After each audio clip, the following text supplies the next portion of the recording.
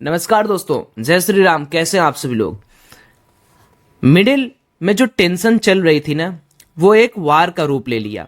अभी मैं कुछ दिन पहले, अगर आप लोगों को याद होगा, आप लोग इस चैनल पे लगातार जुड़े होंगे, मैंने एक गोल्ड को लेकर आपके सामने एक प्रेडिक्शन की थी और मैंने बताया था कि गोल्ड को एक सेफ हेवन माना जाता है, एक एसेट माना जाता है और वो गवर्नमेंट तभी परचेज करता है जब गवर्नमेंट को कुछ ऐसी चीजें स्मेल होने लगती हैं जो उनके इकोनॉमिक एक्टिविटीज को डिस्टर्ब कर सकती हैं। तो बहुत सारे लोगों ने उसको सपोर्ट किया था, बहुत सारे लोगों ने लिखा था कि ऐसा कुछ नहीं होगा, ऐसा कुछ नहीं होगा, ऐसा कुछ नहीं होगा। बट कल रात को अगर आप देखेंगे तो Iran launches attack against Israel using dozens of drones, 4 US and Israeli officers told me. अब ये न्यूज कल आई, आपने कल देखा होगा कि चाइना के एक स्टॉक 99% गिर गया। दूसरी चीज, क्रिप्टो मार्केट के अंदर क्रैश आ गया, 7 से 8% क्रिप्टो मार्केट गिर गए। अब ये सारी टेंशन्स के बाद हमारे पास क्या है, हमें ये सोचना है कि हम इंडियन मार्केट के अंदर किस तरीके से ट्रेडिंग कर सकते हैं, किस तरीके से प्लानिंग कर सकते हैं और कल क्या हमें अपना सारा पोर्टफोलियो बेच के किसी अच्छी जगह लगाना है या कौन कौन से स्टॉक पर नजर बना के रखनी, उन सब के बारे में डिस्कशन करूंगा। तो ये वीडियो जो लोग चाहे इन्वेस्टर पॉइंट ऑफ व्यू से हो, चाहे ट्रेडर पॉइंट ऑफ व्यू से, वीडियो जरूर देखिएगा और आपकी क्या राय है आप कमेंट में जरूर बताइएगा। साथ ही साथ में दोस्तों, मैं हमेशा आपको कहता हूं कि वन वे कम्युनिकेशन अच्छी चीज नहीं होती है। आपको सारी न्यूज टाइम पे टाइम देने का मेरा जो काम है वो मैं देता रहता हूं। तो अगर आप अभी IITian trader official Telegram channel पे नहीं जुड़े हैं, लिंक मैंने डिस्क्रिप्शन बॉक्स में दी है, बिल्कुल फ्री ग्रुप है, उसको जरूर ज्वाइन कर लें। अब बात कर लेते हैं कि सबसे पहले वर्ल्ड इकोनॉमी किस तरीके से परफॉर्म कर रही है। तो अगर आप देखोगे, ये सारी की सारी न्यूज तब आई जब सारे के सारे वर्ल्ड मार्केट बंद थे। मैं उसके पहले का कुछ आपको दिखा देता हूं। Let's dive into the world market. अब वर्ल्ड मार्केट के अंदर देखोगे, मार्केट पूरी तरीके से लाल है, मतलब यहां पर कोई भी साइन ऑफ रिलीफ हमें देखने को नहीं मिल रहा है। क्या कनाडा का market, Ireland, United kingdom, China, Japan, India का मार्केट भी पूरी तरीके गिरा है। इजराइल जो कि जिस पर वार हुआ उसका मार्केट उसके पहले ही गिरा हुआ था। हालांकि ये न्यूज 1-2 दिन, 3 दिन, 4 दिन पहले से आ रही थी। बट द थिंग इज कि जो सबसे बड़ी चीज हुई ना, ईरान ने कल ऑफिशियली वार अनाउंस कर दिया। अभी जो लेटेस्ट अपडेट है उसके हिसाब से हम लोग कुछ बातें कंक्लूड करते हैं। यहां पर साफ साफ ये बताया जा रहा है कि जो भी पर्टिकुलर इन्होंने ड्रोन्स भेजे थे, इजराइल ने उसको पूरी तरीके से गिरा दिया है। और दूसरी चीज ये है कि इजराइल पूरी तरीके से ये बोल रहा है कि भाई अगर तुम फिर से वार करने की कोशिश करते हो या तुम अगर वार करोगे तो हम उसका मुंह तोड़ जवाब देने के लिए तैयार है। अमेरिका बहुत क्लियर स्टैंस ले रहा है। अमेरिका साफ साफ ये बोल रहा है कि इजराइल जानबूझ के हमें वार के अंदर घसीट रहा है। अब अमेरिका इजराइल को बहुत ज्यादा सपोर्ट करता आया है, हमेशा से करता आया है।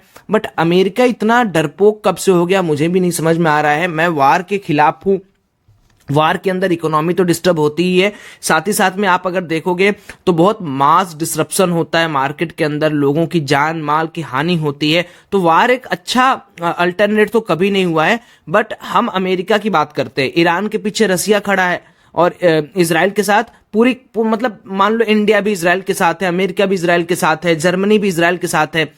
तो अब ये वार क्या यहां पर शांत हो जाएगी या ये वार एक बहुत भीषण वार का, जिसको हम वर्ल्ड वार 3 बोलने वाले हैं या वर्ल्ड वार 3 के नाम से जानने वाले हैं, क्योंकि अभी रसिया यूक्रेन चल रहा है, चाइना ताइवान का चल रहा है, अभी कुछ ना कुछ वहां पर अपडेट्स आते रहते हैं। चाइना और अपने इंडिया के बीच में जो बॉर्डर कंस्पिरेसी है उसके ऊपर चीजें चल रही हैं। उसके बाद अभी आपने ईरान और इजराइल के यूज के बारे देखा ही है, हमास, फलस्तीन, ये सारी चीजें आपने देखी है। तो ये जो इतना सारा टेंशन है, ये कहीं ना कहीं या तो शांत होगा या तो ये सब बबल मिल मिल के बहुत बड़ा वार का रूप लेंगे। उन दोनों सिचुएशंस के लिए हमें कैसे तैयार होना है, क्योंकि देखिए हम इंडियन मार्केट में काम करते हैं। इंडिया की ग्रोथ स्टोरी मैंने आपको पहले ही बताई थी कि सबसे अलग है, लेकिन चूंकि इंडिया बहुत बड़ा निर्भर करता है, हम बाहर से कच्चा तेल लेते हैं, हम बाहर से आर्म्स लेते हैं, वेपन्स लेते हैं, बहुत सारी चीजें हम लेते हैं, बहुत सारी चीजें हम देते हैं। तो अगर मैं मान के चलता हूं कि जो सबसे इंपॉर्टेंट है कि इकोनॉमी को चलाने के लिए भाई आपकी फैक्ट्री चलनी है, आपके सारे संसाधन चलने हैं, वो है क्रूड ऑयल। और अगर हम थोड़ा सा इस पे चले जाते हैं, फ्यूचर्स मार्केट में, तो ऑलरेडी मैंने आपको क्या बताया हुआ है कि जो रेड सी से तेल आता था, जो रसिया इंपोर्ट करती थी, रसिया जो भेजती थी, रेड सी में डिसरप्शन हो रहा है। रेड सी के अंदर क्या आपको दिख रहा है कि बहुत सारा वार हो रहा है, बहुत सारे तेल बह रहे हैं। तो एक नया उन्होंने स्विच कैनाल के साथ साथ यहां से एक नया रास्ता निकाला है जहां से वो तेल चोरी चोरी चोरी चोरी लेके आ रहे हैं। अब ईरान ने धमकी क्या दी है कि अगर किसी भी कंट्री ने इजराइल के लिए अपने अपने एयरफोर्स बेस को खोला तो हम उस कंट्री को भी अटैक का हिस्सा मानेंगे, हम उस कंट्री को भी मुंहतोड़ जवाब देंगे। और उन्होंने साफ साफ बोला है कि ज्यादा इधर उधर की बात करोगे तो जो तेल फेल आ रहा है ना, जा रहा है ना, वो सब हम रोक देंगे। तो अब ऐसी सिचुएशन बन गई है ना कि यहां पर कोई आदमी नहीं है, कोई कंट्री नहीं है जो डरा नहीं है। सब कोई डरा है। एज ए इन्वेस्टर हम भी डरे हैं कि कल के दिन मंडे को मार्केट क्या कर सकता है। हम होप तो अच्छा कर सकते हैं, बट हम तैयारी अभी से कर लेते हैं, थोड़ा सा समझ लेते हैं इतिहास के बारे में। वीडियो थोड़ी लंबी है, फिर हम ट्रेडिंग के बारे में भी डिस्कशन करेंगे। पहले हम ये समझ लेते हैं कि ये पर्टिकुलर जो वार है इसका इंपैक्ट क्या होगा। तो हम थोड़ा एक जियोपॉलिटिकल रिस्क को नेविगेट करने जा रहे हैं। सबसे पहले इस पर्टिकुलर वार में आपको जो सबसे ज्यादा बड़ी चीज दिखेगी वो दिखेगी क्या, कि जो ऑयल की प्राइसेस है वो काफी वोलेटाइल हो जाएंगे, क्योंकि आपको पता है इजराइल ईरान जब कंफ्लिक्ट होगा तो सबसे ज्यादा जो प्राइस की सर्जिंग होंगी क्रूड ऑयल में होंगी। तो as a trading point of view से आप अगर ट्रेडर हो तो आप लोग कमोडिटीज और क्रूड ट्रेडिंग कर सकते हो। कमोडिटीज एंड क्रूड ट्रेडिंग आप कहां पे कर सकते हो? धन पर कर सकते हो। धन एक बेटर प्लेटफॉर्म है जहां पर आप सब लोग जानते होंगे, वहां पर आप होल्ड कर सकते हो विदाउट गिविंग एक्सपोजर की मुझे ओटीएम लेना, आईटीएम लेना, एटीएम लेना है। तो उसका भी लिंक मैंने डिस्क्रिप्शन बॉक्स में डाला है, आप वहां पर ले सकते हो। एंड जो कमोडिटीज ट्रेड करते हैं उनके लिए एक स्पेशल क्लास भी है, वो भी मैं आपको प्रोवाइड कर दूंगा। अब इंडिया और इजराइल का रिश्ता देखेंगे तो India and Israel in 2022 India exported $6.86 billion to Israel. The main product that India exported to Israel are refined petroleum, diamonds and nitrogen heterocyclic compound. अब मान लो वार हो रहा है, आप अपनी कंट्री के अंदर वार कर रहे हो कि आप एक्सपोर्ट इंपोर्ट करने पर ध्यान दोगे। तो सबसे बड़ी जो चीज है आप यहां पर देख पा रहे हो कि इंडिया सबसे ज्यादा ना कच्चे तेल पे डिपेंड है। भाई इतनी बड़ी बड़ी फैक्ट्रीज है, इतनी बड़ी बड़ी चीजें चल रही हैं, वार होने से सबसे बड़ा दिक्कत यहां पर आता है। दूसरी चीज जो ग्लोबल इकोनॉमिक कॉन्फिडेंस, अभी हम क्या बोलते हैं कि इस रेट से जीडीपी बढ़ेगी, फिर इस रेट से कट करेगा, यूएस की जीडीपी इस रेट से बढ़ेगी। वार होने पे क्या होता है ना कि आग तो यहां लगती है, आग किसी एक कोने में लगती है, लेकिन उसका धुआं जो है वो पूरे वातावरण को खराब कर देता है। जो ग्लोबल इकोनॉमिक है उसमें एक कॉन्फिडेंस होता है कि भाई इंडिया बढ़ रहा है, जापान बढ़ रहा है, चाइना बढ़ रहा है, अमेरिका बढ़ रहा है। अब आप देखो रसिया यूक्रेन के बाद सारी इकोनॉमीज बहुत तेज भागी, जापान अभी भागना शुरू हुआ, चाइना अभी थोड़ा डिक्लाइन फेज में चल रहा है। अब अगर अगेन एक वार होगा तो मुझे लगता है कि जो ग्लोबल इकोनॉमिक कॉन्फिडेंस है हम इसको लूज करने वाले हैं और स्टॉक यहां पर बहुत बुरे पिटने वाले हैं। अभी हम उस पर भी डिस्कशन करेंगे कौन से स्टॉक कितना पिटेंगे। ये बात आप याद रखिएगा कि हमें डरना नहीं है। डरना इन द सेंस कि अगर आपने अच्छी इन्वेस्टिंग की है, आप ट्रेडर हो तो वैसे भी आपको नहीं डरना है। अगर आपने अच्छी इन्वेस्टिंग की, अभी अच्छी इन्वेस्टिंग क्या होती है उसके ऊपर मैं आऊंगा, बट एक बार इसको हम लोग क्लियर कर लेते हैं, आगे चलते हैं।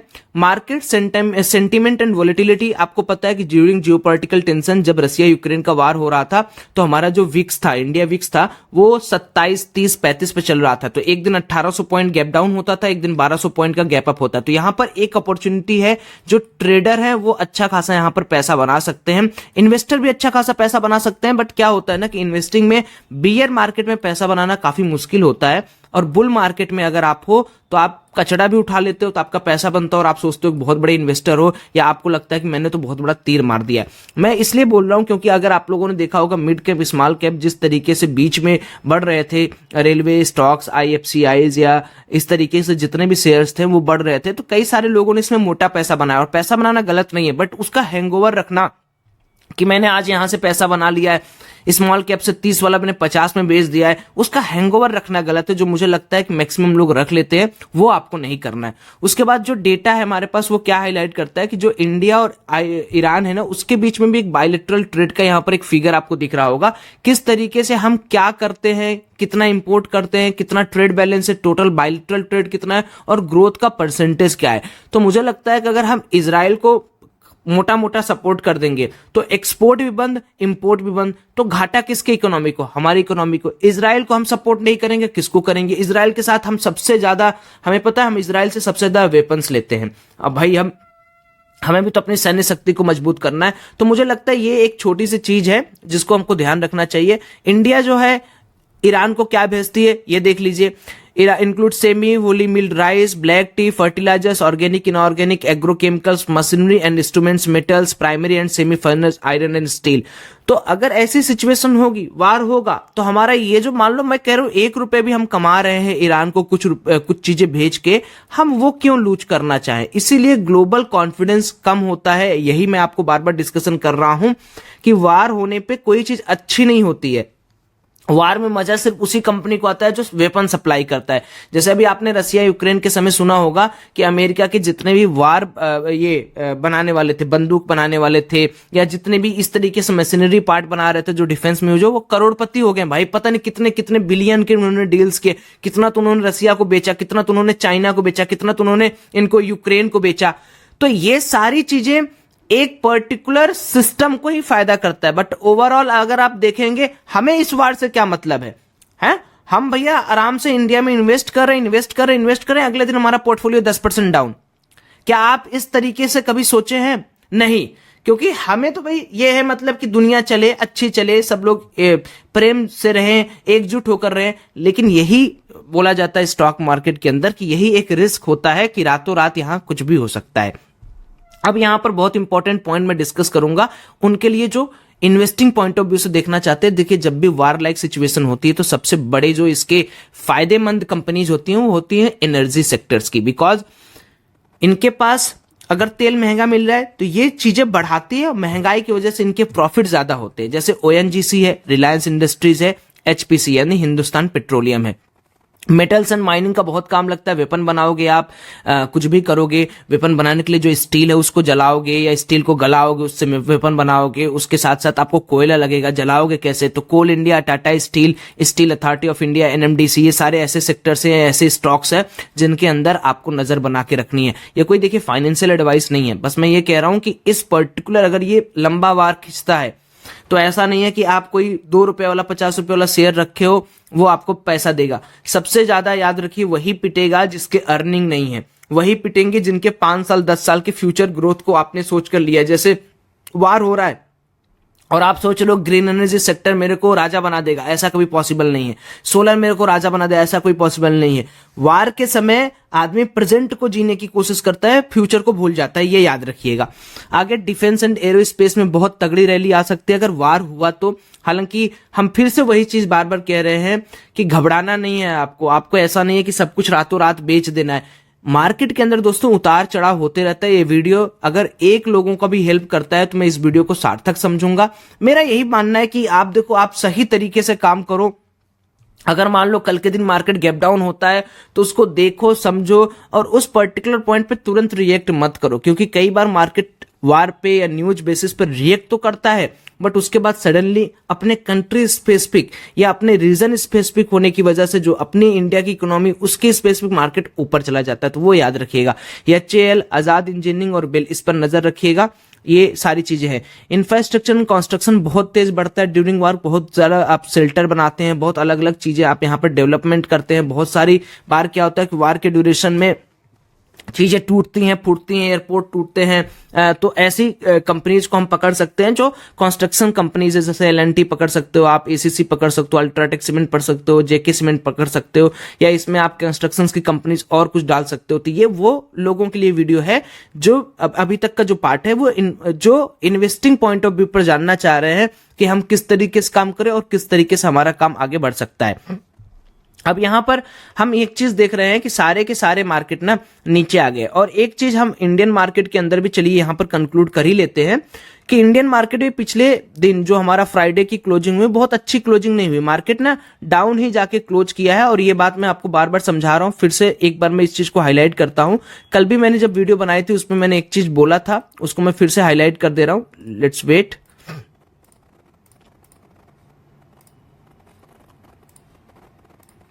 ठीक है, मैंने एक चीज हाईलाइट की थी, फिर से मैं हाईलाइट कर दे रहा हूं कि जब तक मार्केट हमारा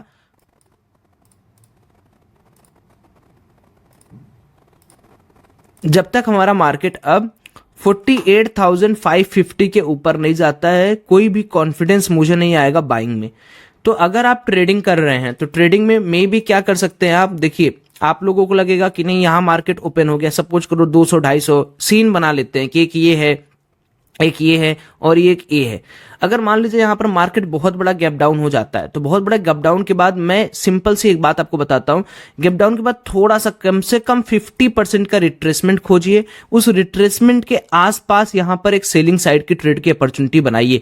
दोस्तों मैं आपको फिर से वो चीज याद दिलाना चाहता हूं कि लालच करने से पैसा नहीं बनेगा। यहां पर अगर आप सच में कल के दिन, मंडे के दिन ट्रेडिंग करके पैसा बनाना चाहते हैं तो प्लीज आपके लिए जो सबसे बड़ा ट्रेंड है वो है कि भाई अगर 48,850 के नीचे है तो सिर्फ एक चीज सोचनी है कि बाउंस पर सेल करना है। लेकिन बाउंस का मतलब क्या होता है? बाउंस का मतलब ये नहीं होता 2 पॉइंट का बाउंस हो आप सेल कर रहे हो, नहीं। अगर मान लो मार्केट 200, 400, 500, 600, 700, 800 पॉइंट का गैप डाउन खुलता है, पहले मार्केट को उठ जाने दो, है ना। क्योंकि होता क्या है कि मान लो 700-800 पॉइंट का गैप डाउन खुला, थोड़ा और नीचे जाने लगा, आप यहां रिग्रेट करने लगते हो तो काश यहां पर मैं बाई कर लेता, काश यहां पर मैं बाई कर लेता, और मार्केट आपको थोड़ा सा रिग्रेट करा के थोड़ा और क्वांटिटी आप ऐड करते हो और धड़ाक से 200-300 पॉइंट रिकवर हो जाती है। क्योंकि आप समझो ना, वार का न्यूज है, ऐसा तो नहीं है कि आपके कंट्री पर कोई वार कर दिया। भाई ट्रेड ही तो लॉजिकली अगर आप सोचो, रसिया यूक्रेन के वार के समय में क्या इंडिया मार्केट तबाह हो गया, बर्बाद हो गया? नहीं। अगर मार्केट 2 कदम पीछे जाता है तो 4 कदम आगे भी बढ़ने को तैयार रहता है। अगर 2 कदम पीछे मार्केट को सेल कर रहे हैं तो 2 लोग 4 लोग बेचने के लिए तैयार हैं, तो 10 लोग खरीदने के लिए भी तैयार है। और ये सिचुएशन ऐसी है कि लोग तो वेट कर रहे हैं कि मार्केट नीचे जाए, मार्केट 10%, 5%, 6% क्रैश हो, हम यहां पर एसआईपीज करें, हम यहां पर जबरदस्त तरीके से खरीदे। तो ट्रेडिंग पॉइंट ऑफ व्यू पे मैं यही करूंगा कि अगर मार्केट में 200-300 पॉइंट का गैप डाउन होता है तब तो ठीक है, आप पुट साइड की पोजीशन सोच सकते हो। 400, 500, 600 पॉइंट गैप डाउन एक बहुत बड़ा सिग्निफिकेंट गैप डाउन है, और ऐसी सिचुएशन में एडवाइजेबल ये है कि आप पहले रीटेस्ट का वेट करें, एटलीस्ट 50% का रीटेस्ट हो जाने दें, या 30-40% पे अभी आप क्वांटिटी ऐड कर सकते हैं। ऐड करने के बाद आप देखोगे कि आपको एक अच्छा मौका मार्केट यहां पर देगा। तो आज की वीडियो के लिए बस इतना ही। जितने न्यूज थे, जितनी सारी चीजें थी वो मैंने आपको कन्वे कर ही दिया है, और मैं ये मानता हूं कि आपको इसमें क्रूड ऑयल पर भी ध्यान देना चाहिए, क्रूड ऑयल पे भी आपको करना चाहिए। बाकी मैंने धन का लिंक डिस्क्रिप्शन बॉक्स में इसलिए दिया है कि एक प्लेटफॉर्म अगर आप ज्वाइन करते हो उसमें आपको अब क्रूड ऑयल भी आप कर सकते हो, नेचुरल गैस भी कर सकते हो, एंड साथ ही साथ में अब आप वहां पर अपनी ट्रेडिंग जो है, स्कैल्पिंग या ट्रेडिंग दोनों चार्ट में कर सकते हो। तो लिंक फ्री है आपके लिए, ओपन करिए अकाउंट और टेलीग्राम ज्वाइन कर लीजिए। हम लोग मिलते हैं कल मंडे को। ज्यादा पैनिक मत होइए, ज्यादा चीजें मत सोचिए, मार्केट का काम है ऐसे अप डाउन देना। बस आप याद रखिए कि फालतू स्टॉक्स मत रखिए जिनकी अर्निंग नहीं है, जो आपको लगते हैं कि 30-40 रुपए वाले हैं और आपको लग रहा है कि नहीं ये तो मेरे को 400-500 रुपए का रिटर्न देंगे, ऐसे स्टॉक्स मत रखिए। आप ऐसे स्टॉक्स रखिए जो आपको लगे ड्यूरिंग वार टाइम वो अच्छे काम करे, जिनका डिमांड कम ना हो, जिनकी अर्निंग अच्छी है। भले थोड़े महंगे मिलेंगे लेकिन कम से कम आपको वो जिंदा तो रखेंगे, आपका पैसा तो नहीं खाएंगे। और एक जो सबसे इंपॉर्टेंट चीज मुझे लगता है कि खास करके हम लोग को भी बैंकिंग स्टॉक से दूर रहना चाहिए। मेरा छोटा सा पॉइंट है जिसको मैं यहाँ पर कन्वे कर रहा हूँ। बाकी चलिए, आप लोग अपनी राय कमेंट सेक्शन में जरूर दीजिएगा, मैं कमेंट्स आपके पढ़ूंगा, और ये वीडियो फैला दीजिए ताकि जो भी इन्वेस्टिंग या ट्रेडिंग कर रहा है वो थोड़ा सतर्क हो जाए, थोड़ा सावधान हो जाए। अभी सिचुएशन सही नहीं है, कब तक सही होगी उसका प्रिडिक्शन देना इम्पॉसिबल है। दुनिया भर की इकोनॉमी स्लो डाउन में चल रही है, गजब की सेलिंग आ रही है, वार लाइक स्ट्रक्चर बनते जा रहे हैं, रातों रात मार्केट के अंदर क्या हो जा रहा है पता नहीं है। तो मुझे लगता है कि अभी हमें थोड़ा सा कॉन्शियस होकर काम करना चाहिए। और अगर आप बबल मैप भी देखेंगे तो भाई सिर्फ और सिर्फ जो छोटी सी हेल्थ केयर टेक्नोलॉजी है ना और कंज्यूमर डिफेंसिव, यही चल रही है, बाकी सब के सब एकदम नीचे स्तर पे चल रहे हैं। बाकी ठीक है, हम लोगों ने बहुत सारी चीजें डिस्कस कर ली। अब हम लोग मिलते हैं फिर नए वीडियो में, तब तक के लिए अपना ख्याल रखिए। चैनल अगर आपको वीडियो पसंद आया तो वीडियो को लाइक और सब्सक्राइब जरूर करिएगा। थैंक यू, बाय बाय, जय श्री राम।